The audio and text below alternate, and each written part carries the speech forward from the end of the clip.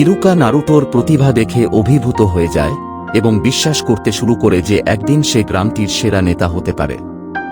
Naruto এই সময়ে তার শিক্ষকের কাছে যায় এবং কিছু বিশেষ পাওয়ার অপেক্ষায় থাকে। এদিকে গ্রামে নারুতোকে খুঁজে পাওয়া নিয়ে উদ্বেগ তৈরি হয়, কিন্তু ইরুকা নিশ্চিত করে যে স্ক্রোল নিরাপদ রয়েছে এবং নারুতো শীঘ্রই ফিরে আসবে। পরে ইরুকা নারুতোকে তার সাফল্যের জন্য অভিনন্দন জানায় এবং তাকে নিয়ে উদযাপনের পরিকল্পনা করে একসঙ্গে রেমেন খেতে যাওয়ার প্রস্তাব দেয়। ইরুকা নারুতোকে সতর্ক করে দেয় যে এটি কেবল শুরু।